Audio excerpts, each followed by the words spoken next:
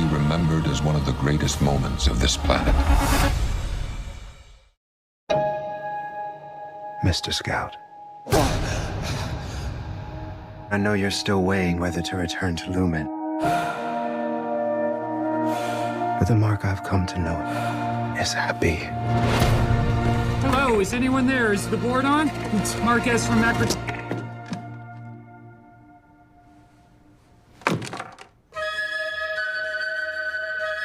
What you all did was one of the most painful moments in the history of this company. What the hell? But the four of you have become known as the face of Severance reform. Okay, so we're not in trouble? I don't think so. Milchick said we're famous. All of us equally, or one of us is like the star? Now if you feel that you can't go on. So what the hell did you guys see up there? It's not our world up there. And your life is filled with much confusion. My Audi's wife died a few years ago, except the woman is Miss Casey. So what are you gonna do? I gotta get her out of here. Mark, your Annie said she's alive. This is obscene. I just want to be sure. And your world around is coming. Why did you do this? What is this all about? Do you know something about Gemma? Mark, there'll be no honeymoon ending for you. The work will be remembered as one of the greatest moments of this planet. You don't value them. You fear them. We fear no one. I'm tightening the leash. If we let this happen to Miss Casey, who's gonna step up when it happens to us? Now.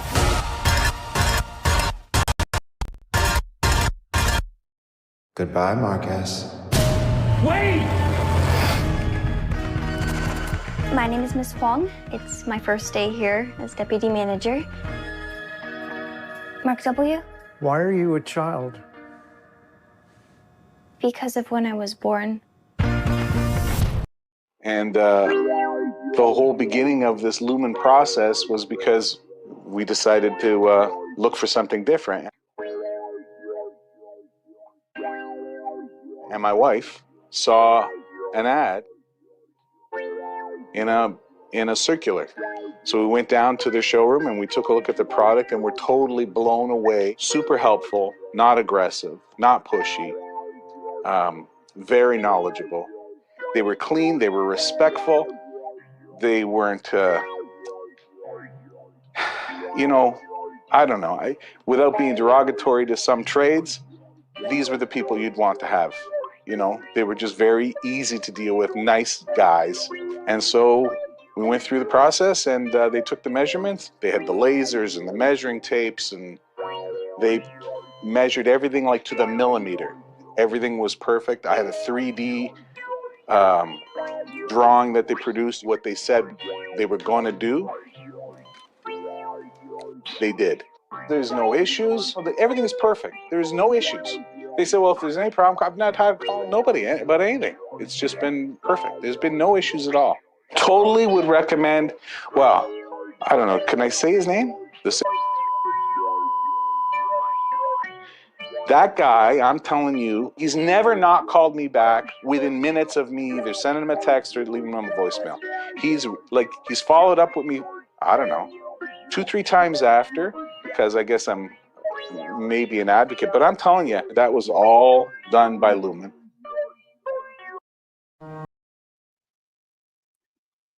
And welcome all to a live impromptu Severance episode 8 after show. Welcome welcome all as we get ready to dive into this craziness that was episode 8. I gotta say, this was a big reveal that I did not fully see coming. I did not fully see this coming this evening. I mean, in terms of zero foreshadowing for a big reveal that Cobel herself was going to be the creator, the originator of the Severance chip. I did not see this coming, and I don't remember this being a popular fan theory either. She's never really been in the tech discussion. I mean, she's always portrayed herself as very smart, like you and I were discussing a minute ago. She's always portrayed herself to be very smart, very kind of politically savvy in terms of how knowing how to maneuver the corporate structure. But in terms of her being tech savvy and a tech genius, I got to say, I did not see that coming from Cobel herself. So this was a pretty interesting reveal that, for me, kind of I did not see coming. I don't know how you guys felt in the chat, and you as well, PM. Did anybody have a hint that Cobel was this tech savvy and that she maybe created the chip? This was something I didn't see coming. Yeah, not at all. This was definitely a big reveal because they didn't foreshadow that Miss Cobell had any tendencies towards being Yeah. any sort of like tech genius. Usually, we would get insight, right? We would see the character tinkering, or maybe at her own home she would be on the computer or have different projects, right? That's usually Yeah. what the writers would show us. But when it came to Cobell, all we knew about her was that she had this obsession with Mark, with Kier, had that shrined. But I don't think that I ever even actually saw her on the computer. When she was writing in her office, it was always on paper. And it didn't seem like she Yeah. was writing any sort of diagram or anything. I went back and looked at it and it was just words. So I did not see this coming. This was a huge surprise. It was a bit of a surprise. Definitely a bit of a surprise. I did not see this being in her past. I mean, I think one thing the show did establish very early on is that Cobel definitely had some very deep ties to Lumon and to the Eagan family personally. We learned very early on that she went to the Myrtle Eagan School for Girls. So we knew coming into this that there was some kind of deep connection between Cobel and Lumon and the Eagans. And this episode really explores just how deep that connection went and how profound it was. And you get a little bit of an insight, or rather, kind of a lot of an insight as to Cobel's childhood and how she kind of became shaped into this woman that she is now. You get a sense as to why she's so kind of cold and calculating and manipulative and emotionless at times. We saw a very good glimpse at her backstory. And this is one thing I do enjoy, episodes that do dive into characters' backstories a little bit more. It's at least now I feel like we as an audience have an understanding, a little bit more of an understanding as to why Cobel is the way she is. And it was very interesting to see her go on this journey from the beginning of season 1 to being the most loyal, die-hard Lumon purist, this Kier fanatic, to here in this episode, she's full on beginning to rebel, it feels like. And I saw a lot of people wondering, is this the beginning of Cobel's redemption arc? And I wouldn't go so far to say that, but at the very least, it seems like she's finally waking up to the damage that Lumon has done, not just to her family, but another thing the episode showcases is how much Lumon, the company, damaged her town, the town that she grew up in. We see the state that this town is in. And that's my one regret from the episode. I wish we could have seen a flashback to this town before Lumon got their hooks in it. So we could have seen a proper before and after to see just how much damage Lumon left in their wake. But either way, you definitely get the sense that Lumon being in this town, setting up shop here, really ended up having a harsh impact on this town's history, in the long term. We see it seems like a ghost town now. It's like, it just felt like a complete ghost town that people shouldn't even be living anymore. And that really was the damage they left in their wake, both for her personally during her family, but also for the town. Oh yeah, for sure. And I really like how Dan, the writer, right, the creator of the show, Yeah. described it. When he describes what Lumen did to this town, he describes it as using natural resources, but then goes a step further and says, use the people and then left them gutted. And Yes. whoever had talent, like Miss Cobel, they went ahead and they took them. So they really just used up, not only, you usually see that, right? It's like resources, or they will destroy nature. However, the Yep. evil in Lumen being that not only do they use the resources, but the children. There was The child children. labor. We found Yes. out that there was child labor in this town. And now, this is the thing, right? I'm so excited that we are having an after show because we were all doing the poll. Are we gonna get Rebel Cobel or like Company Woman Cobel, right? And Yep. I think we are headed for Rebel Cobel because Definitely. this lets us, exactly, right? This lets us know that she has gotten to a point where she's willing to speak up and say what really happened. She was Yep. 8 years old, you guys, when she was like getting high in order to be able to survive a working day. I Yeah. told you, Sevis, we're gonna end up apologizing to Miss Cobell for treating her so badly. It's it's a pretty interesting turn of events. Pretty interesting turn of events. And one thing I am seeing is that we're definitely seeing very mixed reactions to this episode. Some people are loving it, and some people are Mhm. not really liking it so much. And that's totally cool. I don't mind when an episode comes around that does kind of split the fandom a little bit, because usually, or Mhm. sometimes at least, that can create some of the most interesting discussions about the episode, because it really is all a matter of your perception. What could be somebody's favorite episode in the series could be another person's least favorite episode. So I Yeah. love how we're already seeing a pretty interesting reaction in terms of the mix of how the episode was received. Some people liking the backstory, liking the real, Mm. and some people not enjoying the episode so much, which again is totally fine. We always just want to hear everybody's opinion, whether you loved it, whether you hated it. Always let us know. Yeah, that Um, would be an interesting poll, actually. The Sevis know all, the chat that knows all should tell us, did they like the episode and what percentage of you liked the episode versus the people who Very didn't like true. it. Very true. That will be our first poll of the night. Did you like episode 8? Absolutely great idea, PM. That's a perfect idea, perfect poll to start this off. And let us know in the chat.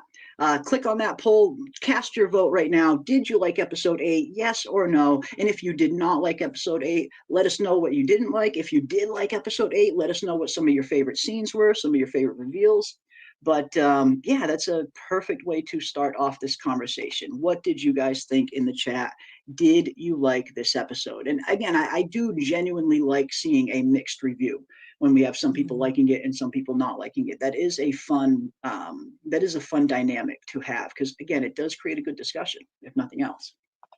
Absolutely. Well, well, now we know why they fear Cobel. Indeed, I guess now we know why they fear Cobel. Yeah, and I didn't expect that one either. Pam Jam, Cobel getting Right. high. Didn't expect that one. Even though she did say, "I haven't done this since I was 8 years old." It was still a bit of a Mm. shock, not only seeing her do it now, but to know that she was doing this when she was 8 years old, just to try and get by, just to try and survive. And that, again, gives you another insight as to how harsh the conditions that she grew up under really were. Mhm. Awesome stuff. Awesome stuff. Yeah, Cobell Oh, getting high, but also, you guys, we need to follow the clues. She says, I haven't done it since I was 8 years old. Not that yeah, that's when she started. She might have started getting high, as a lot of children that are in situations like these um, tend to do, where they're really young. You have children that are yeah, so young and they are already trying to cope with the world and with the yes, trauma and the chaos that is going on in their lives by yeah. using things like this. So we know that Substances. she Yeah. substances, and we know that she did not do it since she was 8. But I fear that if we were to find out when she actually started, it would even be more tragic. Oh, that's a good point. That is a very good point. Yeah. And I do feel like Severance has, and this has been kind of the theme of season 2 of Severance up until this point, hasn't it? Where they really are diving into the darker aspects of Severance, the darker world that Severance is set up in. Not only exploring some of the darker sides of Lumon, but some of the darker sides of humanity as well. And yeah, I feel like I totally understand now. I feel like the more the season progresses, Dan Erickson, the creator's words, start to just make more and more sense each week, stating that season 1 was really them exploring childhood, where season 2 is them growing into adolescence. Like it fits so perfectly with the theme of season 2 up until this point, with them diving into all of this rather heavy stuff at times. So yeah, I'm enjoying it. In terms of this episode in particular, how much did I love it or hate it? It wasn't my favorite episode ever, but it definitely was not my least favorite episode either. So, I mean, usually I like to watch an episode at least twice full times before I give it a proper score. But we'll definitely give our scores at the end of the stream, and we can get your guys' take as well. But let us know. What did you think? What were your initial reactions, at least, to episode 8? And speaking of, let's see who we have in this awesome chat tonight, shall we? Let's see who is in this awesome chat. We got Kurt Samo. What is up, Kurt? Good to see you. Big reveals. If nothing else, there were at least some big reveals, right? I mean, yeah, like not just the massive reveal that Cobel herself is the one who created the Severance chip, and not just created the Severance chip, but even went as far as to create all of these different functions that it could actually be used for. The Glasgow block, the overtime contingency. These are all protocols and programs she came up with herself. It's not like she just invented the chip, handed it over to Lumon, and they took it from there. She is very integral to what this chip is in terms of all of its functionality. So that was pretty interesting. She didn't just create it, she completely created every aspect of it. That was pretty interesting. Pretty nuts. I don't know. Pretty nuts. We got Chris B in the house. What is up, Chris B? Good to see you. We got Ronald in the house as well. We got Jen, the teacher. Welcome. I wish you had more backstory, but not afraid. Bad episode. Big reveal on the real architect of the Severance blocks. Yeah, pretty big reveal. And I do feel you there. I wish the episode could have been a little bit longer. I mean, it was the shortest episode that we've ever gotten of Severance up until this point. It was a little over it was around 40 minutes, but the actual show runtime was only around 36, 37 minutes of actual show. But yeah, it was a crazy episode.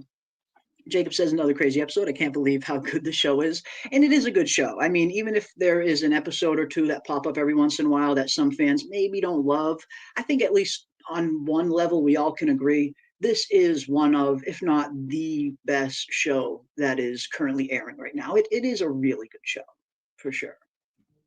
For sure. Oh my God, I think it's the best one. And a lot of the Sevies were actually mentioning that in the pre-show about how it's such a great show that it makes it difficult to watch anything else or to get into something else, which is why we have to do all of the shows that we can and talk about it all Sevies, because we only have, what is it, 2 more episodes? 2 more. Yeah. Can you believe 2 that? more. I cannot believe it. Oh my God. I cannot believe that there is only 2 episodes left of Severance. That is pretty crazy. Pretty crazy. Let's see what else we got. Danny Spanks, least favorite episode could have been 5 minutes long. Lots of filler, great see. And again, that's totally fine if it was not your kind of episode. Although I will disagree in terms of filler. I don't think this was a filler episode. This was backstory. This is character development. And in my opinion, I never like to categorize character development as filler because it is serving the story. It is serving the plot. We as the audience now have a much better look as in terms of figuring out why Cobel is the way she is. It wasn't like they were just showing us needless backstory that didn't really serve the plot. So whenever I see a backstory episode like this, while I know it's not everybody's favorite format of episode, I struggle to call it filler because we did get good information in this episode. We did get a very good look at Cobel's backstory. And again, we have a much better understanding as to why she is so damaged, why she is the person she is. So backstory, in my opinion, can't really be categorized as filler. But of course, everybody, sees it in their own way, which is totally fine. If this was a filler episode for you, that is totally cool if that's what you think. But me personally, I don't mind a little bit of backstory if it helps serve the plot. Yeah, and I totally understand. So I can empathize with the people that feel like it was filler, Yeah, and that don't necessarily love the episode. It's not my yeah, favorite. I will say that. yeah. I think while it was amazing and a great reveal for us to find out that it's actually Cobel, and we have to process that, Yes. right? It's actually Right? her technology. I think that they Crazy. could have given us a little bit more. Like instead of the Yes. 30 minutes, just give us 20 more minutes. Let's see Yeah. her get to Mark where she tells us, okay, this is what we're about to do. I'm going to become Rebel Cobel, or I'm totally company woman Cobel, so that we could end it on a high note, a very satisfying note of, okay, we know what to expect. We know what she's going to do. This did kind of feel like they left us hanging there. We see her driving off in the car and she says, she's going to go to Devon and Mark. But I mean, I don't know. It just was not as satisfying. So I can understand the people that are not super thrilled about it. Totally. Again, and I do echo some of those same sentiments myself. It would have been a little nicer to get a little bit more. It did kind of feel like it was like it came and gone, like it came and went pretty quick, and obviously it did. It was the shortest episode of Severance to date, with it being only around 37 minutes of actual screen time. So I do totally agree in that regard. I wish they could have given us a little bit more, spreaded some things out a little bit more, and maybe dive a little bit deeper into some certain aspects of Cobel and her hometown, a little bit more of the like this whole episode. They never once even state whether or not this is her ex husband or not. They never Hmm. actually state that that's her aunt. Like these are all things you have to find out in the inside the episode thing after the episode aired. So I do Hmm. wish they could have spent a little bit more time fleshing the episode out and diving into the backstory in a way that left it a little bit less ambiguous, because some things Hmm. are, unless you kind of put them together on your own, you're not going to know, which most of us can kind of put those things together on our own. I feel like anybody who's been watching the show since the beginning, I feel like we've gotten pretty good at connecting the dots A to B, and this chat in particular is incredibly good at it. You guys catch and see things all the time that even we miss. So Hmm. I feel like the fandom and our little audience here definitely is very good at spotting these things and connecting the dots. But for your average viewer that maybe isn't as attentive as we are, I could totally understand if they would have went away from this episode, maybe scratching their head a little bit, because some things you did have to kind of look a little deeper at and put together on your own. Oh, for sure. And I already see that your Sevis are agreeing. If you didn't watch the after the show interviews that they do with the writer and Ben Stiller, you would think that this is her brother. At the beginning, I thought, is this her brother? Is this her family? Is she That's visiting what I thought family? too. Yes. Is it But her then brother or we is it get her a ex clear, husband? yeah, we get a clear indication that that is not her brother, right? She kisses him, which was another interesting way Yes. of looking at Cobel, since we don't usually see her as a romantic type. We don't see her as, like people mentioned, getting high. These are different aspects of her that we don't necessarily see because we associate her with just being a cold and calculated person. Yeah, exactly. And that was, I think that was another thing that was a little bit jarring this episode, where we are so used to seeing Cobel be this kind of cold, robotic, almost like person. And in this episode, they actually portray her like an actual human being with feelings and trauma and history that she's really still to this day having a very tough time sorting through, particularly Mhm. her relationship between her and her aunt, which was toxic to say the least. And you totally understand why she was maybe raised in this kind of almost religiously dogmatic view that Lumon and Kier are all, that this is everything, that nothing matters but this company, but Kier. We owe everything to the Eagans. This town owes everything to the Eagans, even in its state as it is, even with her aunt. Seeing all of the damage that has been done to this town, seeing how desolate and how just run down this town is, the aunt still remains incredibly loyal to the company, to Lumon, and says, we owe everything to this town. So it does kind of show you where Cobel at least originally got her sense of loyalty to Lumon and why she was so diehard kind of Kier all the way. And I think it was her kind of coming back home and maybe facing a little bit of her past trauma, in particular the trauma that she probably hasn't dealt with in terms of her mother's passing. I think this is really what it took for Cobel to kind of open her eyes to really see Lumon. I think she needed to take this trip home. She needed to see the damage that they left in their wake, not just both on her personally, but on the town. And I think that did get her to open her eyes a little bit in terms of maybe Lumon is not who I should be putting my faith and trust in. Maybe I have going about this the wrong way. And I see a lot of people in the chat talking about Mark and Cobel kissing. Did I miss that? Did I miss? No. I was gonna say, did I miss that? It's a rumor against Miss Cobel. They were saying when she kissed her what's his name, Hampton, I think that's what his name is, her friend, that was Mark. But that is slander. She did not kiss Mark. Okay. I was gonna say, did I miss a scene or something? What's going on here? Did I miss something? No. God, no. Yeah. I mean, and it was interesting. You and I talked a little bit about this last week, and we ended up being totally right that Devon did really go ahead and call Cobel.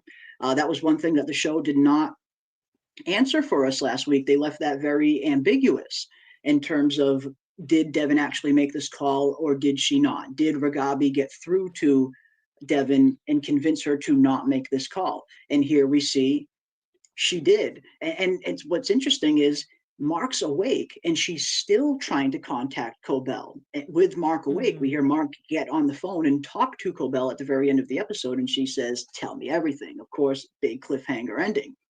But that was at least interesting to see that, yeah, we were right. It looks like Devon did really call Cobel, which was a little surprising to say the least. I mean, and I thought it was interesting how she answered and called her Mrs. Selvig. She didn't even call her Cobel. She called her Mrs. Selvig, even though Devon knows who she is.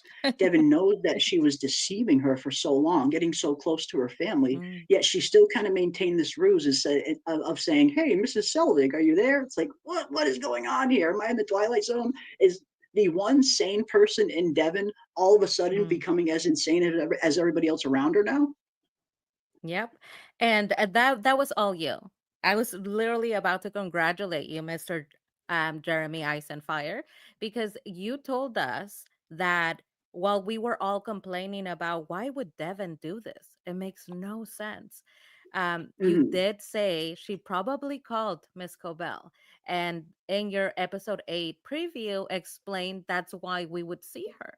She needs a way to be introduced into the story again. So you were 100% right. Devon called, and you explained it as, well, we don't understand her motivation because we do feel that, I think a lot of us, Sevis, feel that Devon is the smartest, most like normal person in the show. And that doesn't make sense to us. You did explain it in a way that I liked, stating that when somebody is going through such a difficult moment, that sometimes desperate times call for desperate measures, basically. Yeah. And I think that's probably where her head was at. But I so. saw that and I was once again very impressed. I was, yeah. It was interesting to see that she did in fact go ahead and make that phone call. I wasn't quite sure which way that was going to go. But yeah, it looks like, it looks like a few people were wondering. I thought that was her brother at first. Was that her brother at first? Well, when they kissed, I knew it wasn't her brother. Why would anybody think he was the brother? Well, up until the point they kissed, I mean, at that point, obviously, you know it's not her brother. But before that, up until the kiss, it was a little hard to tell if this was her ex-husband or if this was maybe her brother, someone that grew up in this town with her that maybe never got a chance to leave. Obviously, the kiss gives it away, but everything that happened that led up to the kiss, I could totally understand why people were wondering, is this a brother, cousin, or is this an ex-husband? Because they didn't really kind of showcase that until you get to the kiss. So I understand people wondering at the first. Yeah, I didn't know if it was her brother, cousin, or husband. Yeah, it's totally easy to understand. Like I was in the same boat as the rest of you until we saw that kiss. I was wondering too, is this a brother? Like, who is this guy? Is this just a friend, an old time friend that grew up in the same town with her, that saw all the destruction that Lumon did as well? Because that's one thing we hear from him very early on. He says, I always liked her, talking about Cobel's mom. She hated Lumon even more than I did. So we knew from the very beginning this guy was not a fan of Lumon. He was not a fan of what Lumon did to this town. But until we see that kiss, it was a little hard to tell if this was a brother, a friend, or a husband figure. It was a little tough until you see that scene, for sure. For sure. And also, even when they describe what they went through as children, that this was child labor. I do like this character because he gave us most of the information in the episode concerning what Lumon did and the fact that they were working as children. That this factory, where she says, meet me at the factory, he tells her, you know, it's pretty messed up to ask me to meet you here, because he's clearly so traumatized by his childhood and having been forced into child labor and then being having to use a substance to the point where he's still on that substance to this day just to get by. So it shows you what they both went through. Cobel says something really interesting. She says that her aunt Sissy got him hooked on that. So I thought, what do you mean by that? Could this woman be even more horrible than she appears? And could she potentially have given the children substances so that they could get to work? There is a flag. It's a huge flag, isn't it? You're 100% right. And one thing the episode did do a really good job establishing, I thought, was just letting us know just how kind of evil this aunt was. She really was the wicked, evil stepmother kind of character, where you can tell, you know, when Cobel's mom, her health probably started to wane. She probably had to spend a lot of time with the aunt at that point, as she's still young. Mom's not healthy enough to take care of her. And I think maybe that's potentially when the molding of Cobel probably started, after the mother was kind of incapacitated, because we know the mother hated Lumon. I have to imagine if she was of full body, of sound body and mind, she never would have let Cobel go down the path that she went down in terms of becoming so loyal to this company she hates so much. But with her incapacitated, I get the feeling that's when the aunt stepped in and kind of worked her molding skills into imparting her own doctrine onto Cobel.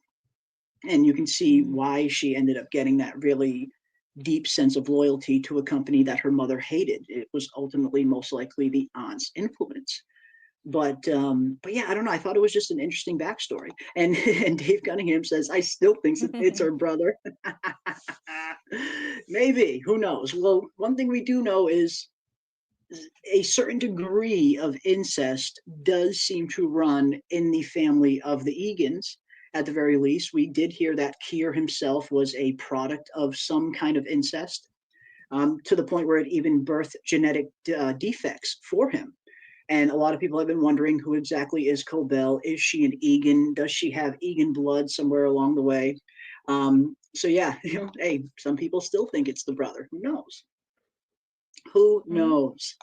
Yeah, her childhood crush. That's why she brushed her teeth. And maybe that was it. Maybe she wanted to get as fresh as she possibly could, knowing she was going to go see her old, you know, her old sweetheart kind of thing. That's a possibility as well. Golden child. Yeah, I could see that. I could see that. Let's see what else we got. Can we make I mark and out mark a thing for him and all separate characters, lowercase for innies, lowercase for O for outies? If that is something that makes it easier for you guys in the chat to differentiate from outie and innie, then by all means, start that trend. Definitely, Danny Spanks. I will follow it, my friend, for sure. If it makes it easier for you guys, I am down. Beginning of this episode dragged, but the end was pretty solid. It was one of those episodes that did kind of build up to a crescendo before it kind of tipped over.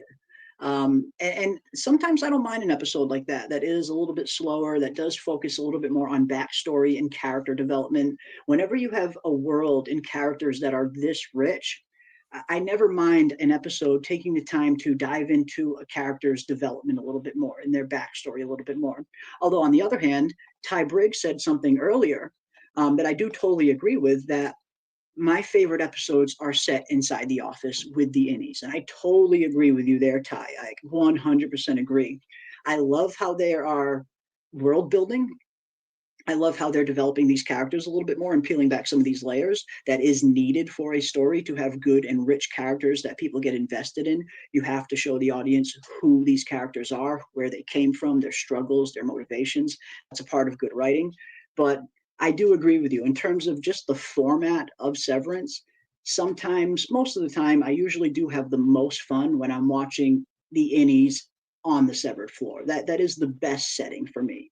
But what about you guys in the chat, and you as well, PM? Do you enjoy episodes that focus a little bit more on the severed floor, or do you like these episodes that show us a little bit more of the world a little bit better? Which setting do you prefer? Well, that's an excellent question, Ty. As always, the Sevies have excellent questions. This is difficult. This is very difficult because I usually would have said the office setting. However, we can't forget that Gemma's episode. I mean, are we considering that the office setting? It was technically in the office, but it was like outside of the office too. Yeah. We got to see a lot of her backstory, and that so far has been my favorite episode. So I guess it's like 50-50 because 50% of that was her being experimented on at ground level. However, we also were outside. We were at her home. So what would we call that? What would we even call that? Whatever Gemma's episode was, that's my favorite. It's kind of a mix of both, really. Yeah, that's actually a good point. We get the good mix of backstory and showing Mark and Gemma's origins, how they met, how they fell in love, how their marriage ultimately became strained. But then yes, the other half of the episode is all set on the testing room floor inside the office. So you get a good mix of both in that episode. It's hard to say that episode is one or the other. It's kind of a hybrid of the two, for sure. And I've been seeing this get brought up in the chat a lot. People wondering whether or not Cobel is severed, whether or not Cobel is one persona and Mrs. Selvig is the other. I don't think she's severed personally. I think the whole Cobel Selvig thing was something she was just doing on her own to try and maintain a cover as she got closer to Mark and his sister and all of that. So in my opinion, I do agree with you, Jennifer. I'm not seeing a whole lot of evidence that points to Cobel being severed. I think that was just something she did on her own. But who knows? I mean, who knows? What about you? Do you think there's a slight possibility that Cobel is severed, or do you think this was both of these personas are her putting on an act to kind of keep the cover going when it was going? Well, I really go back to what we found out in this episode. We know that she invented this technology. Now, if she invented the technology, I'm assuming that she would not be severed herself. Good as point. This is what we tend to see in the real world. Sometimes we see people who invent technology, algorithms, and they themselves don't participate. I mean, you have Facebook, you have, Mark Zuckerberg not really using Facebook that much, but he's like, everybody else should use it. Or like technology where everybody else should have it except for them and their home, the inventors, the people who actually made the tech. So I tend to, I don't think so. I just don't think that she would sever herself. It's not complete. They're still experimenting on the technology, which is why she wanted to see Gemma and the interaction between Gemma and Mark. So at least until it was perfected, I don't think she would sever herself. And that's actually kind of the perfect point that you bring up. She literally created this technology. Now that we know that, now that we have that piece of information, yeah, I think her being severed becomes less and less likely now, especially having this knowledge. So yeah, I tend to agree with both of you. I don't think she's severed. Um, but it's we always knew she had a very interesting and close connection to the Severance program, to Lumon, to Kier, and all of that. But yeah, I think everything we've seen here, everything we've learned in her backstory, everything we've seen up until this point, and now learning this big reveal, I don't see her being severed. I don't think that's the case. I think that wouldn't make a whole lot of sense considering what they've given us up until this point. But no, interesting theories though. Always interesting theories. So maybe she's like technically going to be their grandma or something. Yeah, someone brought up where was it? Where was it? More likely she's Helly's mom. Now that's an interesting one. That Cobel could potentially be Helly's mom. I don't know if that's So the case, Elena's but mother. yeah, like could Elena's that mother? potentially yeah, could that potentially be possible that Cobel is Helena's mom, that James Eagan and Miss Cobel had some kind of illicit affair and Helena is the birth child of that? That's an interesting theory. I mean, I never thought of that, but I guess I always assumed Helena's mom to be a redhead, considering how dark red her hair is. But who knows? Maybe there's who knows? Maybe there's something else at play. Interesting theory, if nothing else. That would Because concern that's me a something little Mhm. because she was a child working when the aunt says Mr. Eagan invented this. Mr. Eagan saw that there was promise in you and you were always the best from the Wintertide Fellowship, which Yes, who does that too? Mrs. Milkshake, little Miss Mrs. Milkshake. Little Mini Milkshake. So it would be concerning to me that this person who saw promise in her and she was a child working with this person would have a child with her. So I hope for her Mhm. sake that there's not any more trauma to the point Yeah, where she is Helena's mother. I wouldn't like that. Yeah. I wouldn't like that either, especially knowing that they're already diving into some dark areas, even though they're already kind of diving into child labor and everything that Lumon, all the atrocities that Lumon has created. Yeah, I hope that's not the case. I hope they don't go that route. I would be totally understandable if Cobel had some kind of familial ties to the Eagans somewhere along the line, like maybe who knows, maybe Cobel's mom had this, maybe Cobel's mom and James Eagan were a thing once upon a time. Maybe James Eagan is her half grandfather, like something like that. I could see maybe fitting a little bit more, as opposed to James and Cobel themselves hooking up. Because again, she would have had to be so young, and he would have already been well into adulthood if that was the case. And I hope that isn't what happened to her. I hope not. But in terms of the question we asked a little while ago, whether or not you guys like the any episodes that focus right only on the Severance floor, or whether you like the episodes that showcase a little bit more of the world. And we got some answers here. Peach loves the OG Innies. Awesome, awesome, awesome. Kevin likes the world episodes. Great, good to see.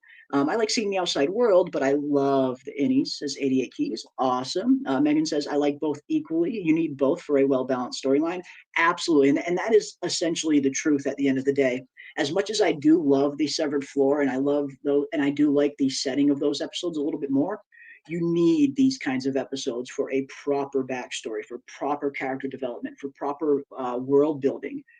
This is what creates a balanced storyline, as you said. So I 100% agree with you there.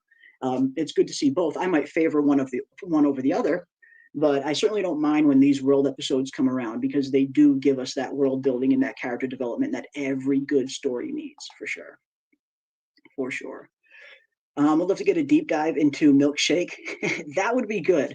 I would love to see an episode structured like this with Milkshake being the focus. Like, how interesting would that to finally learn a little bit more about Milkshake, where he came from, what was his childhood like, how did he become involved with Lumon, how did they recruit him, how did he find the company, what are his ties to Lumon ultimately. I would love to see that at some point. Wouldn't that be an awesome episode? A milkshake backstory episode. Absolutely. It makes me think now that we know more about Cobel's childhood and her mother specifically, it makes me wonder, who are the people that shaped Mr. Milkshake? What were his parents like? How did they treat him that he turned out this way, right? He is very precise in everything he does, which brings us back to Super. Cobel. She Yeah. mentioned something in the after the episode interview. She says that, and which is very true, children who grow up in chaos, they tend to love precision, rules, and structure, which explains how she became the cold, calculated Miss Cobell that we now see. So it Mhm. makes me wonder, did Mr. Milkshake have a similar upbringing where he is so structured, so precise, and so perfect because his childhood wasn't necessarily that way? Yes, I could totally see that being the case, because it can usually go down one extreme or the other. When a child is put through a very rough childhood, and things that most children shouldn't see, when you're exposed to certain things at a young age, it can shape you. And ultimately, it does shape you in one of two different ways. Either you follow these same footsteps as the environment that created you, in terms of you kind of fall into the same traps, you make the same mistakes as everything you see around you, or you get the other side where you learn from it, where you grow up in chaos. So when you grow up, you very much value order. Where you grow up in all of this craziness, now all of a sudden you value structure because it's not something you had as a child. So I could totally see that being the case with Milchick, where maybe he did have a little bit of a tough upbringing, a tough childhood. And that is what kind of molded him into becoming this kind of, confident, very sophisticated person that he did become. Mhm. Usually it goes one way or the other. You either follow suit or you find a way to learn from it and go in the opposite direction, for sure. Great stuff. Yeah. Great episode. Again, it was definitely not my favorite episode, but definitely not my least favorite episode. I did enjoy it. I did enjoy it, I must say. But this is an interesting question. Now that we see that the way this episode ended, I wonder just where exactly are things going to shape up, with Devon reaching out to Cobel at the end of the episode, and with Mark himself getting on the phone with Cobel at the end of the episode. Do we potentially think that a redemption arc is possible? Are we actually going to see Cobel switch teams? Are we actually going to see Cobel team up with Mark? Or does Cobel maybe have something else under her sleeve here? What do you guys think? Is Cobel switching teams? Time will tell.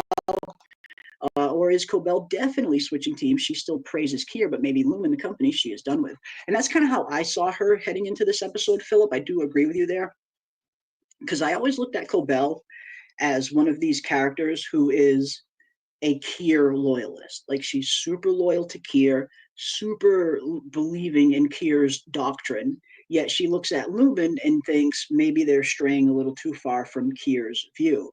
But after watching this episode, I feel like she's kind of done with both now, both done with Kier and done with Lumen. Mhm. So I don't know. I mean, is she going to full on switch sides and start helping Mark and potentially even Ragabi in the rebellion?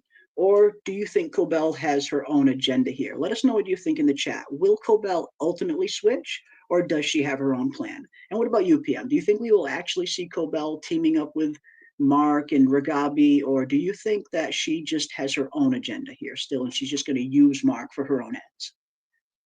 Mm. Well, I go back to what we have seen in the episode now that we know more. We see her going back and forth with Sissy, with her aunt. And while her aunt is saying, "What did you do, my little mouse?"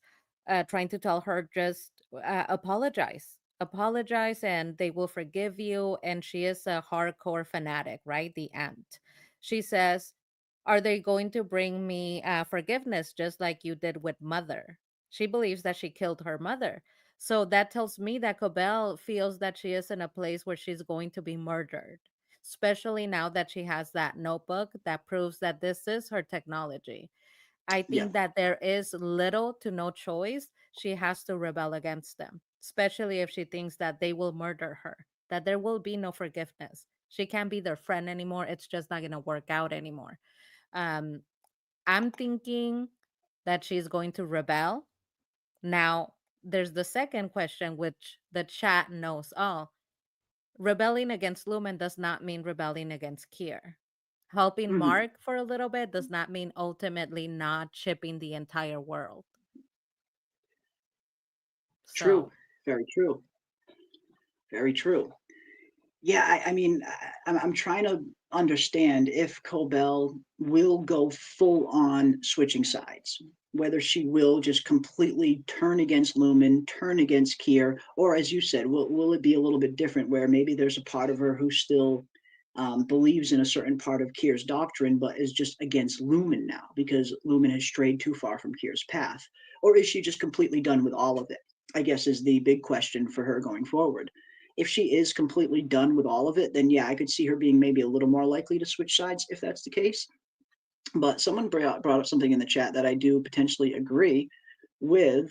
And this as well, I don't think Helena knows that Cobel made this. I wouldn't be surprised if that was the case as well. We do hear Cobel saying in this episode, even her own aunt didn't know that she created the Severance chip. And we hear Cobel say that she was kind of threatened in a sense to not make any waves, to not reveal that in a sense. So yeah, I could totally understand that Helena might not know Cobel made it. I mean, I think that's a possibility. I hope somebody analyzes I don't think Cobel. anybody would know. How would they, right? Yeah, other than her and James. Exactly. And it's the type of technology that they believe will change the world. I'm surprised that they let her live. Because with this sort of technology, I would imagine you get rid of the person who created it if you're going to Loose take end. over it. Yes. Yeah, why leave a loose end in play like that? I mean, is that why Lumen offered her this high position head of the severed floor because they were just trying to show their gratefulness to her bringing this technology to them? I mean, Lumen doesn't strike me as a benevolent company like that. So no, that's a really good point. I mean, for Lumen to be who Lumen is, you would think that they would not want this loose end out there in the world. And that's what leads me to believe that there might be some familial tie between James and Cobel. Maybe he, if there's a familial tie there, then maybe that's why he was conflicted as opposed to not just wiping her off the board and erasing that loose end. Maybe instead he gives her this high-paying job, makes it so she'll always feel comfortable and loyal and have a place at Lumen, so she doesn't ever reveal what she knows. But you think if you are James Eagan and you're the head of Lumen and you're telling everybody you are the one who created this technology, why would you want to leave the one piece of evidence, the one person that can prove you're lying? So it is a bit contradictory there on James' part. Again, unless there's a personal tie between him and Cobel that we don't know about yet. That would make sense. That would really make sense because you're right. Lumen is not a benevolent company, and especially the family is not. They are religious, this like weird religious corporate cult. So they might actually be buying into their own propaganda and they might actually believe, oh, Cobel loves and praises Kier. So she is allowed to live for Kier. That's the only way that I see them being okay with her living, that they genuinely believe that she is a Kier loyalist. And from what we know and what the chat is saying, I mean, that's what it looks like, right? It looks like she genuinely loves Kier, even though she hates the company. It did kind of, and that's the sense that you maybe kind of get at sometimes. And even when she goes into her old room, we see that she had a little mini shrine to Kier, even in her own room, where she had these little representations of all four of the Tempers. This is something that she had been doing for a very long time.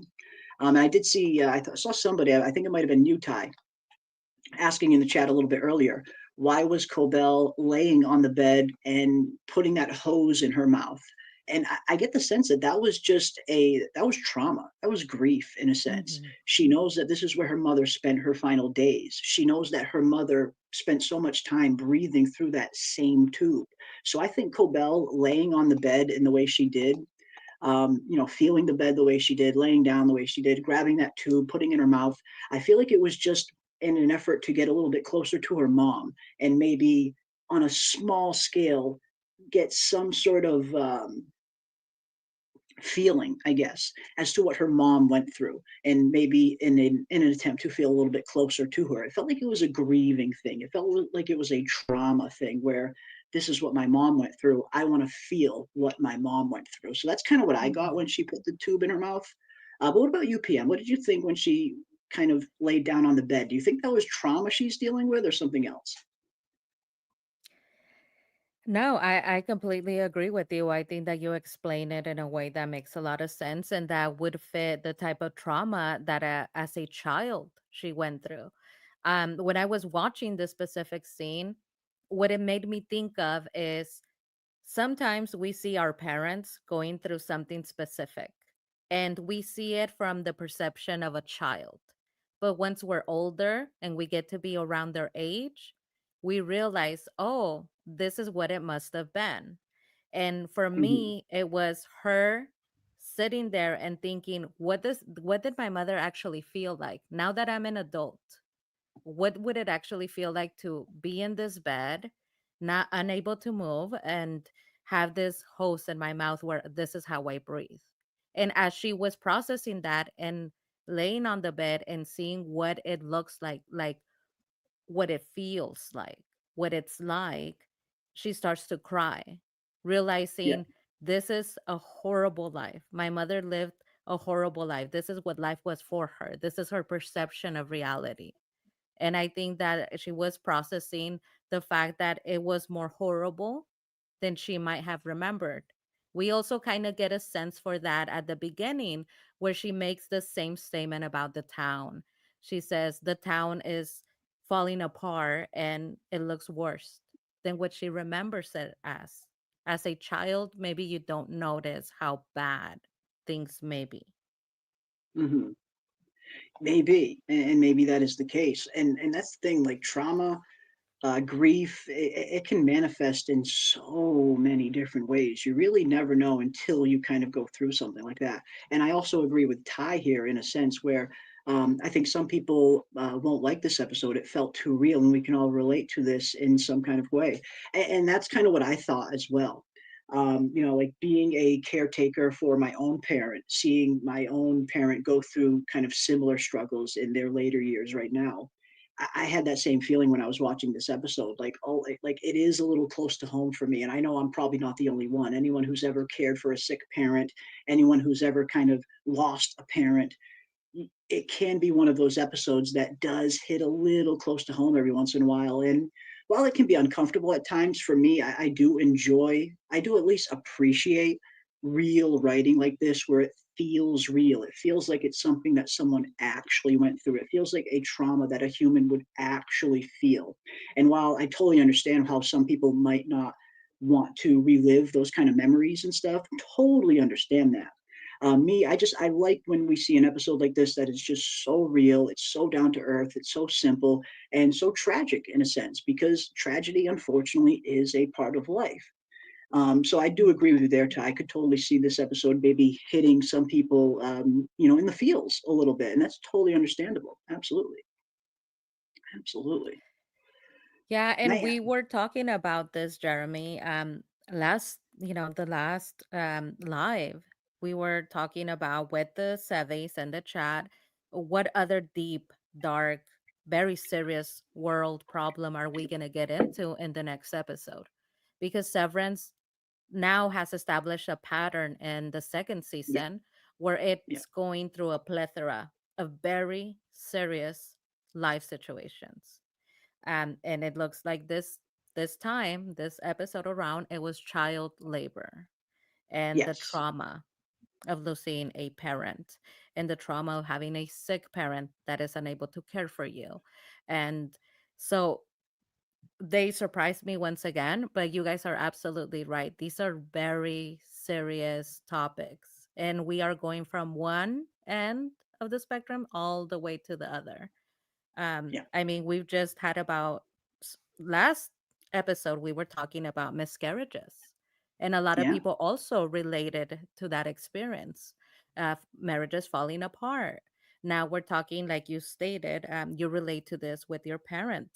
And a lot of people in the chat are saying the same thing. So that's kind of what I like about Severance, that you don't really know what you're going to get, but it's almost like they're relating to all of us.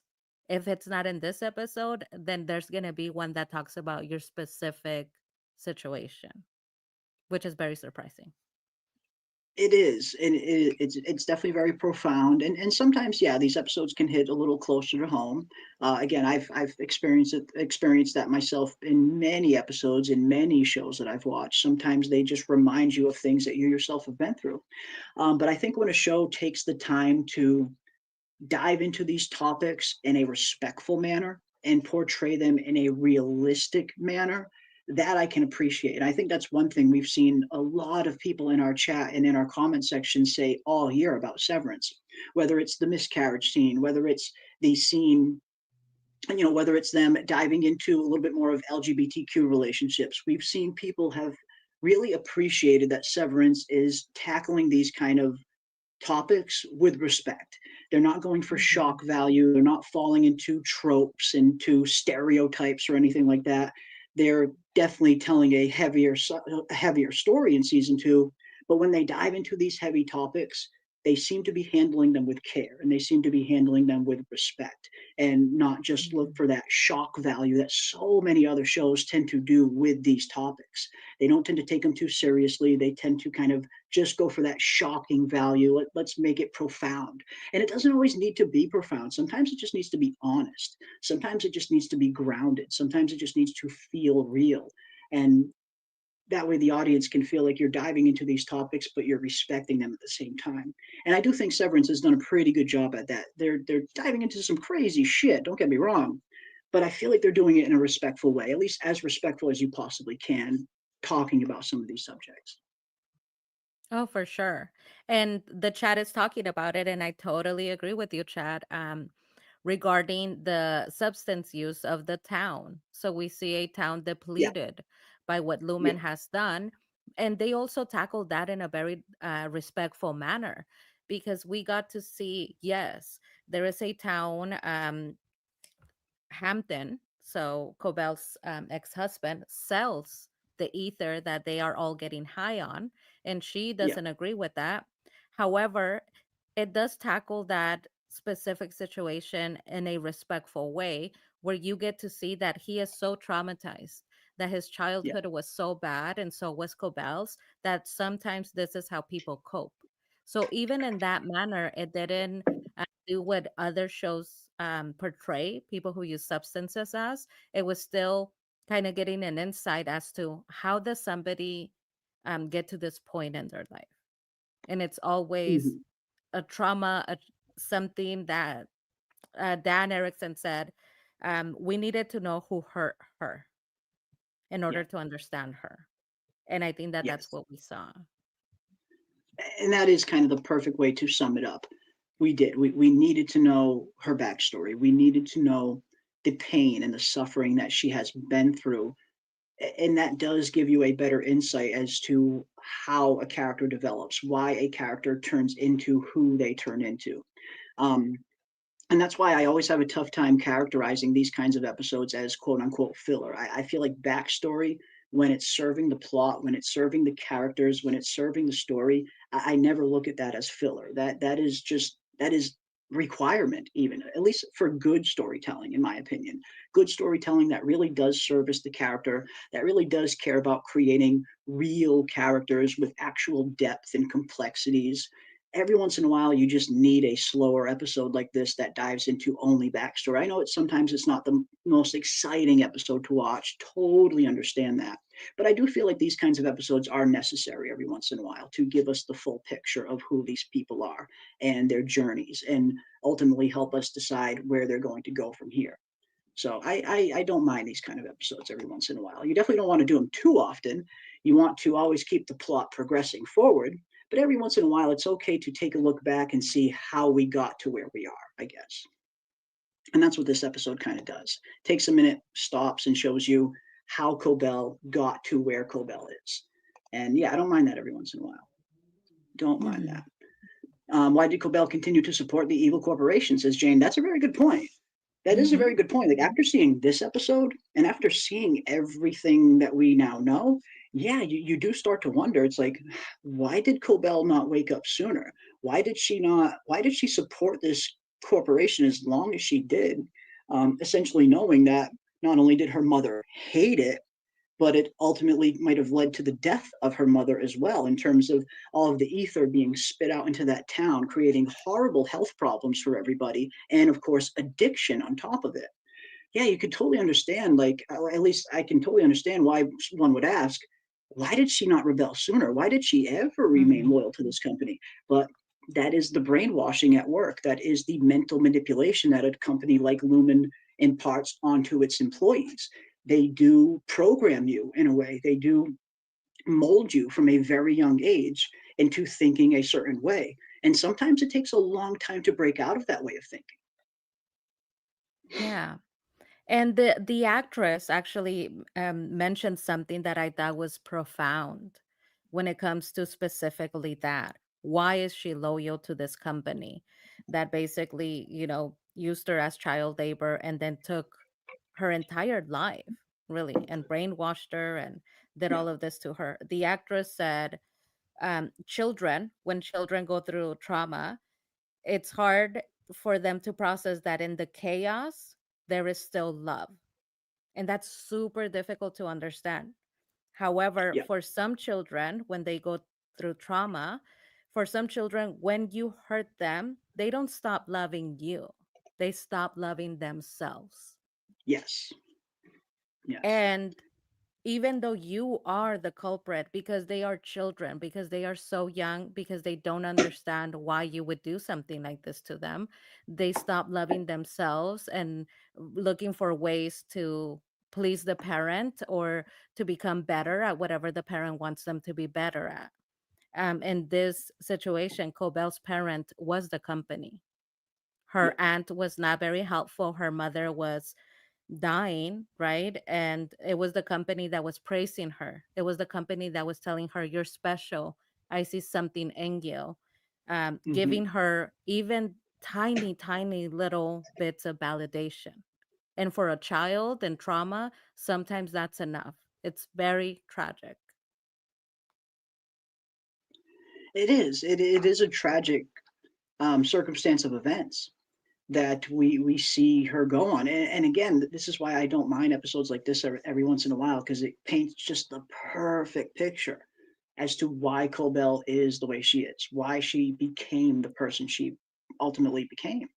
And one thing we do know is that Lumon loves to get their hands on future employees at a very young age. Ultimately, that is probably one of the main purposes of the Myrtle Eagan School for Girls.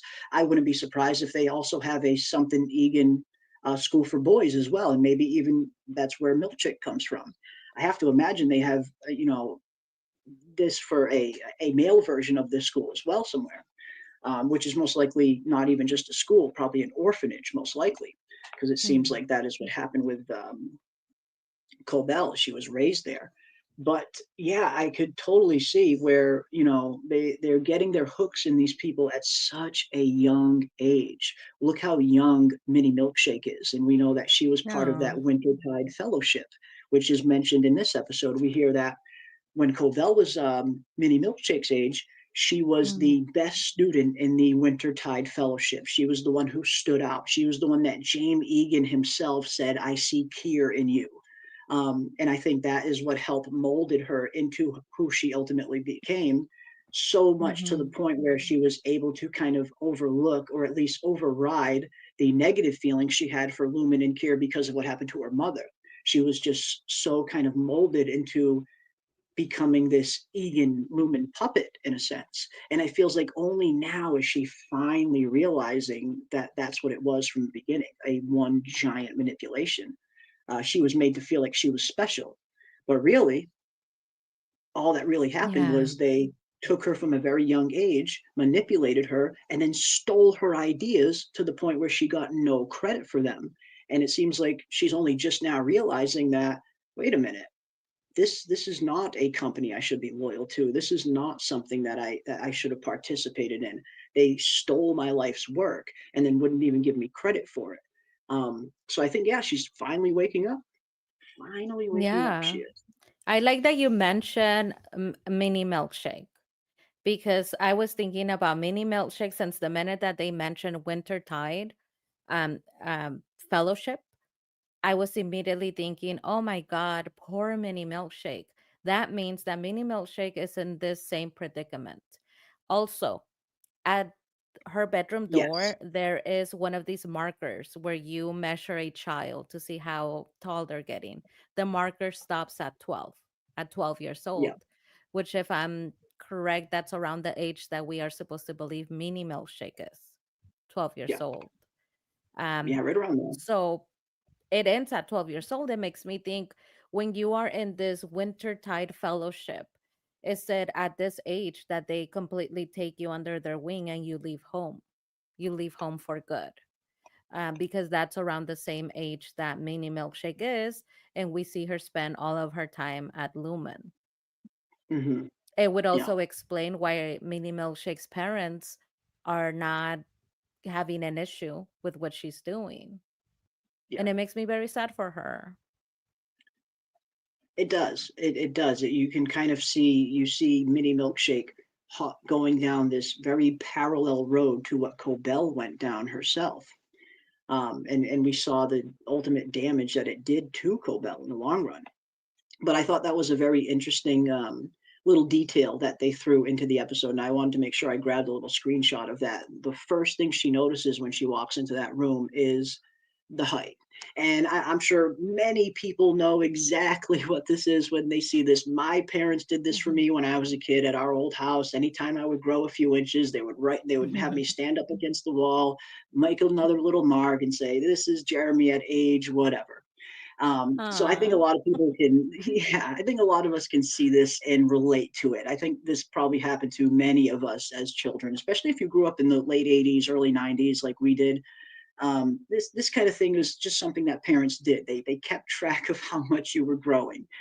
So I love how Severance takes the time to add these small details every once in a while that are very profound and that are, a way for many people in the audience to identify with. I imagine so many of us saw this and instantly knew exactly what it was, because we probably went through it as well. Like, this totally reminds me of my old house when growing up, and just every few inches, my mom would make me stand up against the wall, grab another pencil, write another line, and see how many inches I grew this year. How many inches did I grow this year? This was so a thing in my childhood.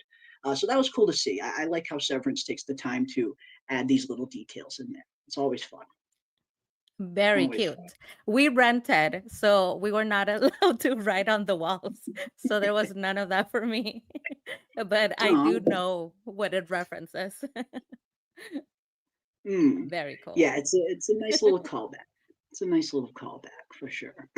Interesting. The first thing she noticed when she goes in, boom, right there. Profound. And then, of course, we see another picture of her at the Myrtle Eagan School for Girls as well. Again, it was just, I know it was just your average backstory episode, but they gave us an extra little something with it at the end when we do finally find out the truth, that it was actually Cobel herself who created the Severance chip. And again, not just the Severance chip itself, but actually went so far as to even create some of the programs and some of the other ways that this chip can be utilized, not just severing people, but again, the Glasgow block, the overtime contingency. All of it seemed to come directly from Cobel. And now she has the Yes. evidence to prove it. Which I thought was so dirty when the aunt tries grabbing the notebook and tries Oh throwing my it in the God. fire. I was so nervous. I'm like, no, It's no, like, no, no, no, no. please don't do that. I was so glad How she dare was able you? to retrieve it. Right? Oh my God. Crazy. Super crazy. Awful. I almost thought they made it seem like she did throw it in the fire. It was Yeah. so close. I was like, oh my God. Like, we can't go through this anymore. This is too much. I felt so bad for Cobel. I was like, do not ruin her life. Do not do this to her. And thank God she was able to rescue that. But looking at those diagrams, it makes me now put everything together. That's why she was so invested in Petey's chip that she would Yeah. dare go to his funeral and Yep. slice like his brain and take out the chip because it's hers. And it meant that somebody hacked it. So she had a very personal interest in that. It's all making sense. It's Also, fitting. why they keep calling them the children of Kier. In a way, they Yeah. are his children. These are tiny little children working for him who don't have a parent, from what we see with Cobel. So, in a way, they are his children. Very tragic. It is. It is super tragic. And again, that's why I don't mind episodes like this, because it does, like in hindsight, you get to go back and you get to connect some of these dots a little bit better, a little bit more solid lines connecting some of these dots now that we have. Like you said, like her retrieving Petey's chip. um, and so Cobel created the Severance chip process, and the Eagans stole it. It seems like she gave it to the Eagans. I don't know. I didn't get the sense that the Eagans stole it from her. I get the sense that she maybe gave it to the Eagans, and then they took it for themselves and told her, "You cannot tell anybody that this came from you. You cannot claim the credit." And for some reason, Cobel went along with that for so many years. Maybe that's the brainwashing at work. But I get the feeling if they just straight up stole it from her, there would have been a little bit of a different reaction from her. Maybe, but who knows? I mean, maybe they did just steal it, or maybe she did give it to him. That was one thing I wasn't 100% sure on, if it was stolen or if she gave it. One thing we know for sure is at least James is the only one who got credit for this work. So in a sense, he did steal it. Whether she gave it to him on purpose or not, he did essentially steal it. So that is, you do make a point. You do make a And point. that not necessarily it doesn't necessarily mean that they stole it. It's very fitting with what happens currently in the real world. So if you are somebody that works in tech, like Silicon Valley here in California, if you work for a company where you are developing product or a Mhm. program, anything, Yeah. that idea is owned by the company because they employ you. And so the way that it's looked at is Exactly. they have given you this internship. They have allowed Yeah. you to learn from them, and therefore anything that you develop under that company during those working hours and during that time frame, you could do it from home even, is owned by the company or the corporation. So that's maybe the way that she looked at it. As I am in the Yeah. Wintertide Fellowship, I developed this Mhm. during the fellowship, and it makes sense that a company owns it. And it shouldn't be that way. However, that's how corporations and capitalism works. Yeah, it's unfortunate, but like you said, when a corporation or a company, when they employ you, your ideas are not your ideas anymore. Unfortunately, that's just it's not right, but that is the way it plays out. Especially if those ideas were developed on company time and with company resources, even more so. Like you have no right to that. You can't take this technology and bring it to another company. That is IP theft at the end of the day. So no, you make a very good point. That maybe that was the case here, where she developed it on her own, but she did it while she was under the stewardship of Lumon. So technically, the IP does rightfully belong to them. And maybe that's why they told her to keep quiet about it and not let anybody know that it wasn't really James who created this. So I think that fits very well. That's a very good point. Very good point. Yeah, and rich kids don't need the fellowship. So Miss Wong might have had a hard background too. She might be smart tech girl whose ideas they're stealing, and that's a very interesting possibility as well, Scotty. It does seem like Lumon, we hear it at the very beginning of this episode. Child labor is unfortunately one of the many atrocities that they do commit, and stealing ideas from others or having people develop ideas under their umbrella seems to be part of the course for Lumon. So yeah, maybe that is part of the case where a lot of the recruits that they bring to the Myrtle Eagan School for Girls, the fellowship program, maybe that is one of its ultimate functions, to kind of mine ideas, a sort of R&D or sort of research and development kind of program for Lumon to find smart individuals that can create things under their umbrella for them to utilize. I could totally see that being the whole purpose for the wintertime program. Absolutely. Absolutely.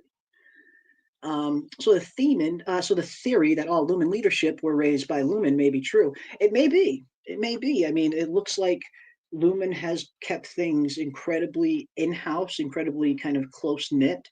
We hear James Eagan at the end of season 1 mention to Helena that one day you will sit at my revolving.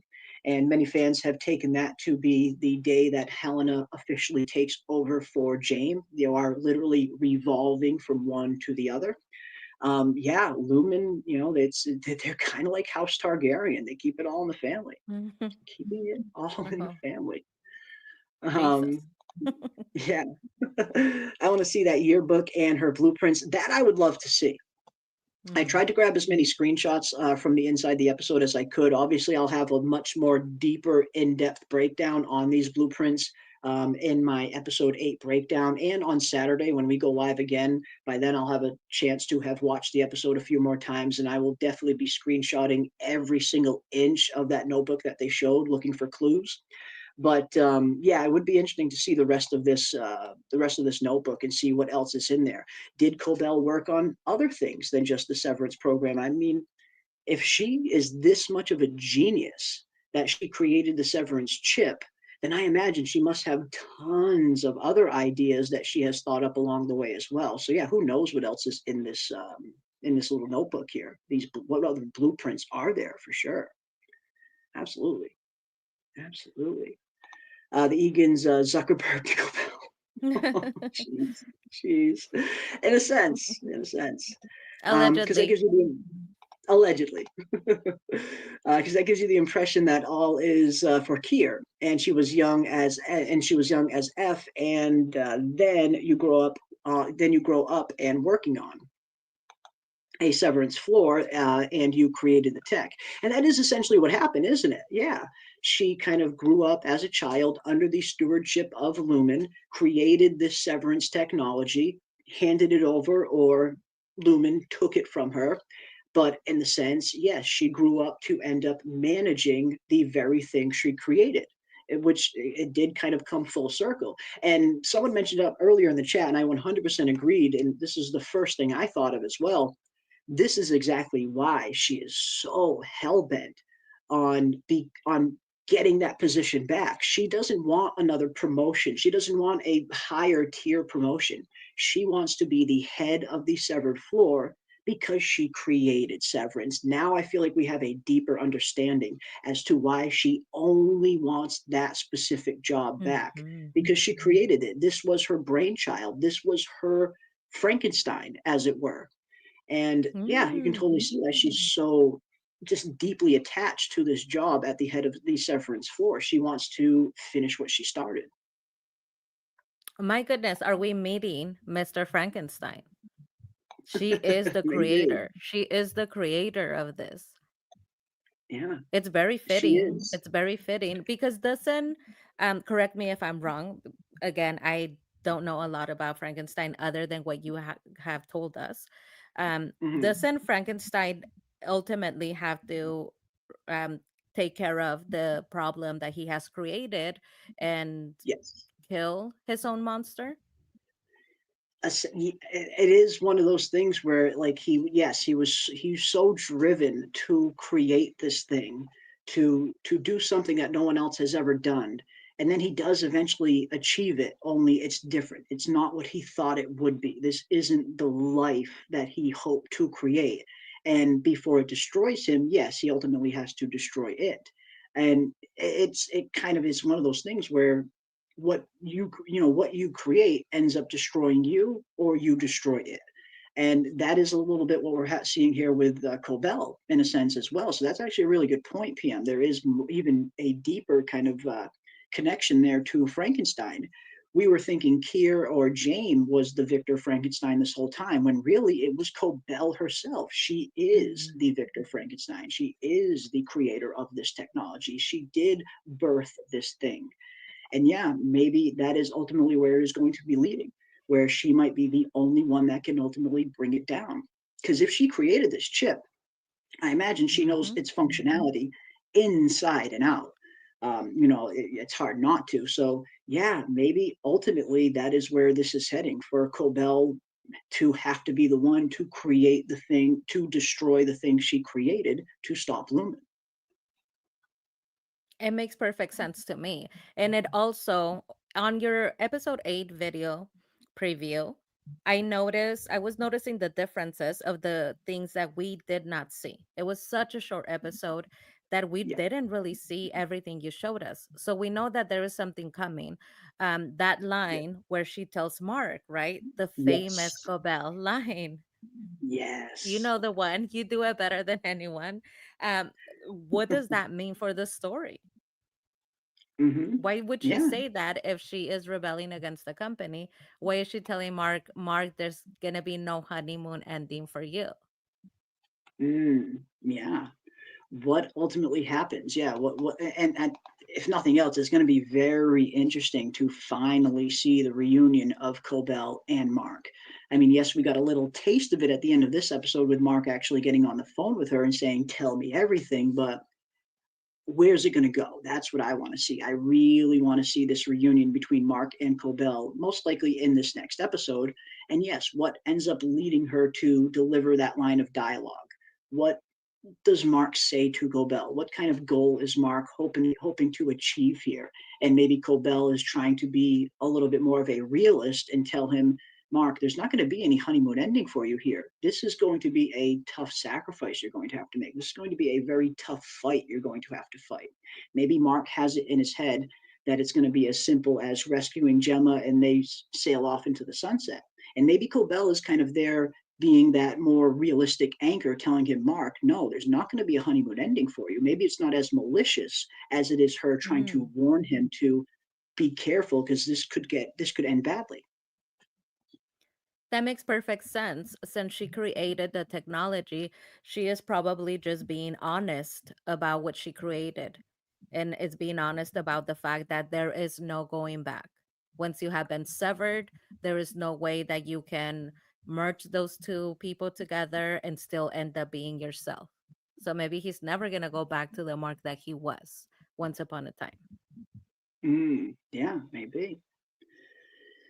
Maybe Mark will never go back to the Mark that he was with this reintegration happening. Maybe he will always be a different Mark, having Innie and Outie Mark merging into one, having both aspects of these personalities molded into one, whether it's some sort of symbiotic relationship, however that's going to play out. Yeah, maybe we are ultimately just going to see that this is not going to end the way you think it is. Prepare yourself kind of warning. Maybe. Yeah, and it's often at a tech company, it's all proprietary tech from the designs to the code to the app to the hardware, etc. Yeah, if you've developed anything under company time, it's always going to be company time. You might receive some royalties along the way, but ultimately it is going to be owned by the company themselves. Absolutely. And yes, Frankenstein was originally written by Mary Shelley, so it is kind of fitting. You're very right, Xavier. You're very right.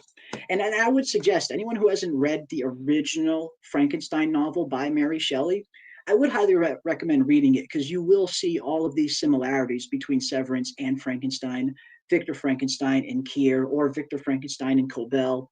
A lot of people hear the word Frankenstein and they instantly think of the Halloween Frankenstein monster.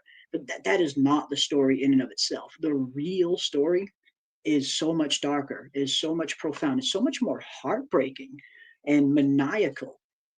So I would recommend anyone who hasn't read the real Frankenstein, definitely read it. I think you might find it interesting when you see some of the stuff that is in that book. Crazy, crazy, crazy. And who says that is how? And who says that is how they intended it to be used? Lumon is just doing anything with the tech. That's an interesting possibility. But with Cobel stating that she specifically created even these sub functions of the Glasgow block and the overtime contingency, that tells me that Cobel created the chip and its intended use. I mean, there's always a possibility that Lumon took it and went the extra mile and started doing other things that she never intended to do for it. But it seems like the base function of the chip did come from Cobel's mind. Just based on I think those two lines of the Glasgow block and the overtime contingency, her specifically mentioning those, that she created those ideas and those functions. I think the base design of the chip is all Cobel. But I definitely could understand Lumon taking it in another direction after that and trying to find other ways to utilize it, which I do think they're ultimately doing. I don't know if, like Lumon, I do get the feeling that this is maybe heading towards Lumon wanting to roll out the Severance chip to the general public so that anybody can get chipped. I feel like the senator we meet is an interesting foreshadowing for what Lumon ultimately wants to do with the chip.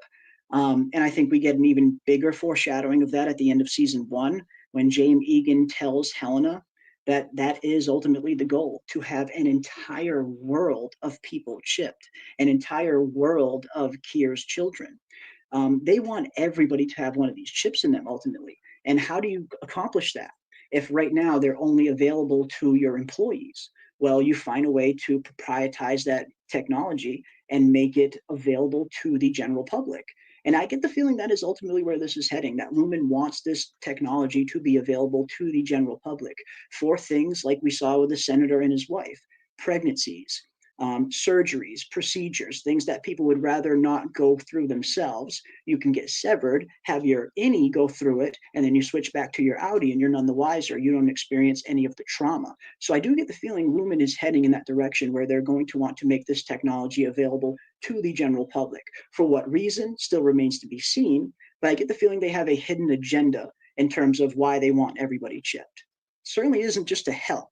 There's something else going on. They have a specific goal as to why they want everybody chipped, I think. Absolutely. And I agree with the way that they would do it, your theory on how it would get started. There is one field that you can count on, whether you're getting a job or wanting to start a company. The one field that you can count on always being needed and always being around is the medical field. You can count on people getting sick. You can count on people needing medical, surgeries, or like having to go to the doctor, even for something as healthy as a pregnancy. You can count on that. So that would be the perfect way to introduce any sort of technology, or like we have seen it in the real world, they introduce substances that makes them, millionaires, because everybody needs it. At one point in your life, you're going to have to go, and maybe you're going to choose severance over feeling the pain of whatever that is. So it makes perfect sense to me. I think it's possible. And then in terms of, a la Kier's reincarnation, that's another big fan theory going around, that the ultimate goal of Lumon is to bring back Kier. But what better way to bring back Kier than to bring him back and hand him an entire planet of severed chips, of severed individuals that could ultimately be utilized to be whatever he wants them to be. I mean, if you're going to bring back Kier, what better way to make Kier happy? What better way to serve Kier than to have an entire planet of people chipped that he can use at his disposal? So I could totally see the end game being both of these things, where yes, they want to bring back Kier, but they also want to bring him back and hand him this chipped world, this world that he can utilize to his ultimate benefit, kind of. Would you even call it, as the Sevis in the chat are saying, this is where religion comes into play, because we have seen Lumon be so religious and cultish. It's handing him a world made in his image, because he no longer would be just a man. He would be a man severed with someone else's body, right? So it would be literally handing him a world made in his image that he could shape as he wishes. I love the theory. I think that that would make for an excellent finale. It wouldn't be the happiest of finales, right? No honeymoon or ending for anyone really. But praise Kier indeed. Praise Kier indeed. That's what it invokes. Could you imagine just an army of severed people and Kier waking up? That's a great finale. I like it. I love it. That would be a crazy ultimate end game for sure, for all of this to be leading up to something as big, as profound as that. Because of course, one thing we do hear Mr. Drummond say a few episodes ago is that the work that MDR is doing will be known as the most important work in human history, one of the most important moments in human history. And that makes you think that whatever they're planning, it is going to be on a massive global scale. And what is bigger than that? What is bigger than ultimately getting the entire world chipped, bringing back, resurrecting your Messiah like figure, and handing him a world literally created in his image? It's the ultimate testament to Lumon's faith in Kier and the ultimate service. I don't know. I mean, who knows? Maybe they're going to head in a totally opposite direction, which they very well could. But I do like that theory. I do love the theory that maybe they want everybody chipped to bring Kier back, to hand him this world that is made in his image. I do think that's an interesting, very dark theory, as you said, but it would be a very interesting one. It would be a very interesting one, because whatever they're planning, it definitely seems like it's going to be massive. And it fits with what we saw in this episode. So it takes us right back to the episode, because what we see in the episode is when Sissy is speaking to Miss Cobel, she is spouting all of this like religious Kier fanatic sort of things at her, saying, tame your tempers, child, and keeps saying little things like that about Kier and how there was no town before the company, putting that as the ultimate, um, like a god, the ultimate god figure, his benevolence, his kindness, even though he has destroyed the town. So it makes perfect sense. And it was nice to see somebody using the dialogue that we see the Ennies sort of be introduced to in the outside world. This is kind of one of the first times that we see somebody in the outside, removed from the company, who's speaking in this manner. Yeah. Very true. Very true. Like showcasing just how far and wide some of this loyalty to Kier and to Lumon really goes, to the point where it extends well beyond just the company itself. Where even someone like Sissy, who lives in this town that was utterly decimated in the long run by Lumon and everything that Lumon left in its wake, where she's still incredibly loyal to them, still to this day. Yeah, very, very interesting. And side note, I guarantee that GeoSpotter can find exactly where this was filmed. Well, I could do you one better. This episode was filmed in Newfoundland. They say that in the inside the episode. They talk about how beautiful it was to film there, how intriguing of an experience it was to film on location here. And I do have a few shots of some pretty, again, I love the cinematography in this show. It's always so good. But you see some of the landscape shots. Here we see Salt's Neck. Here we see a little bit of the town, how it looks so run down. We got some of these other overhead shots of just how beautiful the landscape is where they do film. And inside the episode, we do hear Dan Erickson say that they filmed this in Newfoundland. So if anyone was wondering where this location was set in, where they filmed this episode, it was Newfoundland. And yeah, super small little coastal fishing town that looks, it just looks incredibly run down. It looks like a ghost town when you look at it. It doesn't look inhabited. It doesn't look lived in. It doesn't look vibrant. You don't see lights on. You don't see traffic or any kind of busyness happening at any of the ports. It looks like a dead town. And that is what Lumon left in their wake. This dead, decrepit town with just a few small remnants living in it that have turned into drug addicts, poverty levels. Horrible houses that are very run down. This is again, it shows you the devastation that corporate America can leave in the wake of these small towns. And this is unfortunately something that does happen in the real world, where these giant corporations will utilize a town, like you said earlier, for its resources, whether that's natural resources or whether that's the people, because people are an ultimate resource to these kinds of companies. They look at people like resources, not like people. And unfortunately, this kind of thing does happen, where you see these small coastal towns or these small mining towns or whatever the case may be just get completely decimated in the wake of these big corporations moving in, setting up shop. It's thriving while the corporation is acting there. You got tourist attractions, you got this big population. It might thrive a little bit while the corporation is there, maybe, depending on what they're doing. But the second that corporation leaves, it leaves these towns decimated. This is unfortunately something that does happen.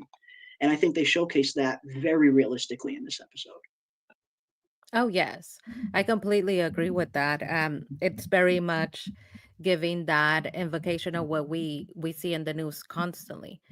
One thing that was not lost on me is the aesthetics of the episode. And I do see some savvies commenting this on the chat. One thing that we know about Miss Cobel, this was her episode for sure. But one thing that is so iconic about her aesthetic when you think of Cobel is her icy gray, bluish hair. And the entire episode fit her look. This is Cobel's hair. This is what her hair looks like. It's shades of gray, icy, almost white at times, her hair, and everything matched. Even the Mhm. vehicle that her ex husband was driving was a Yeah. muted shade of blue gray. And somebody said in the chat there was no red in the episode. Everything was perfectly aesthetically pleasing to match who we know Cobel to be and her iconic hair. Very good point. Very good point indeed. Yeah, we don't see any vibrant colors in this episode. I don't think we see any bright blues other than these muted tones of blues. We don't see really any yellows, reds, oranges. We see nothing vibrant in this episode. It is all those darker, grayish, gray tone, muted light colors. And you guys are absolutely right. That does completely reflect not only what Cobel looks like physically, but also how she feels on the inside as well. I feel like it's a reflection of how she feels and how, desolate she probably does feel deep down. So no, that's a very good point, guys. Yeah, you bring up a very good point. No red in this episode that I saw anywhere, or really anything vibrant. And yeah, I think that is a direct reflection of Cobel herself, for sure. For sure. Man, what an episode. What an episode. Man. There's a YouTube channel that features towns abandoned because of corpse, and unfortunately, it's crazy. But yeah, I mean, I totally believe that there could be whole channels just devoted to showing some of these rundown um, towns, and unfortunately, how desolate they do become. And it can go from creating a thriving town while the corporation is there to just completely decimating everything in their wake. And these corporations, they're never going to look back. They leave from these towns and they never once look behind them. They don't care about the damage they leave in their wake. All they care about is their bottom line. And it's unfortunate, but it is a part of reality. It is a Yeah, part of I reality. love this shot that you have here because it goes back to that idea of the corporations destroying a town and leaving them. This company leaves this factory now abandoned. And it almost in this shot, it really gave the sense of the company and the factory haunting these people. They all have grown up, they're Mhm. not children anymore.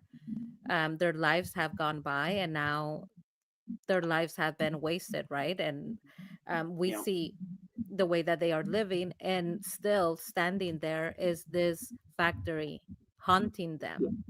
reminding them of what happened, of their childhood, of the past. And this shot is super spooky. I love that. Mhm.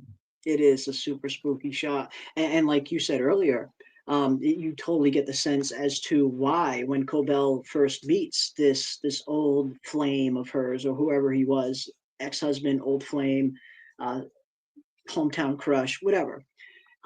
That's the first thing he says is, "You're going to ask me to meet there of all places," like the one place he doesn't want to return to, because I imagine it's a direct reminder of everything that Lumen not only did to this town, but everything that Lumen did to him. I mean, he's an addict. He's like he was completely destroyed by this thing. And yeah, you can see why it's kind of hard for him to kind of go back to these places and confront the thing that molded him into who he is, the thing that he ultimately wasn't strong enough to overcome, which is sad. Very sad. It is sad. Yeah. But A zombie. also, it's very ironic, Zombie Town. It's ironic that when he says, "You want to get high?" and Cobel gets Yes. high, so she gets high, but still tells him, reprimands him, and says, "I can't believe that you sell this." Yes. Very true. That's right. I forgot about that. Yeah. She gets high with him. and then gets on him for selling it. Very, very good point. Very good point. Yeah, it was again. I liked this episode. I thought it was good. It might not have been my favorite, but I would say it's not my least favorite either. And judging by the poll, let's see what we have with the poll. We asked you guys in the chat, did you like episode 8 or not? And 73% of you said, yes, you did like the episode. So it seems like the majority of people did like it. Again, you have, of course, a percentage of people who didn't like it. 27% of people didn't like it, which is totally fine. We just love hearing everybody's thoughts and opinions, your honest opinions on what you guys really felt. And if this was an episode that just didn't do it for you, that is totally cool. We just always want to know what you guys are thinking. But there it is. 73% did like the episode. 27% didn't like the episode at over 155 votes. So awesome stuff. Awesome stuff, guys. Well done. Well done. Yeah, one thing is for certain, I am very much looking forward to watching this episode again. I'll probably watch it again tomorrow morning and then start right on my episode 8 review. And I'll try and get that out at some point tomorrow. And then, of course, PM and I will be live again Saturday night, our usual Saturday show like we do every week right here on the channel, 9 p.m. Eastern. And we will be diving even deeper into this episode because by then, her and I will both have had a time to watch the episode a few more times to get a little bit of a better handle on it, on what we think, some of the hidden things that you always catch on that second and third go around, which I imagine a lot of you guys do in the chat as well. People like us who love dissecting every little frame of these shows, it's always beneficial to watch these episodes 2 or even 3 times before you really get a full sense of everything you saw. Because everybody misses stuff the first go around, even the most attentive even those of us that are most attentive to details. So we will definitely be diving into this episode again Saturday night live right here on the channel at 9 p.m. Eastern. And of course, tomorrow night in the Discord at 9 p.m. Eastern, Ravener has been hosting a live watch party for all of the newest episodes of Severance. So if any of you want to come and join us tomorrow night at 9 Eastern in the Discord, we will be watching an encore presentation of episode 8 one more time. So if anybody wants a chance to dive into it once more before we dive into our Saturday discussion, we will be watching it in the Discord tomorrow. And then, of course, PM and I will be live on Saturday, followed by Ravener and I being live again on Tuesday as we dive into our episode 9 preview and prediction stream. So we have a lot of fun Severance content to come in the future. But this was an absolute blast. We saw a lot of people were asking for after shows right after the episode premieres. And while we were going to wait and do that next week for the final 2 episodes, PM and I discussed it and thought, what the hell? Why not? Let's go live right after the episode. Let's just dive into it now, especially after getting that big reveal. We just wanted to talk about it. So this is something we will be doing every Thursday from now on. We will keep our regular Thursday pregame show where we go live an hour and a half before the episode airs, just to kind of kill some time and make our final predictions for the next latest episode. And then, of course, next week after the episode airs, we will go live for another live after show right after it is done. And we will continue to dive into all of this craziness that Severance is imparting on us. But also, before we get out, I am also prepping a interview with the man in yellow himself for all of our From fans who have been asking for some more From content.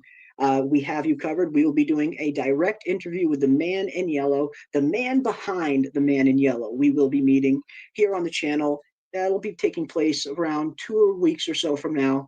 We're working out the details on the date right now. As soon as I have that date definitively nailed down, I will let everybody know in the Discord.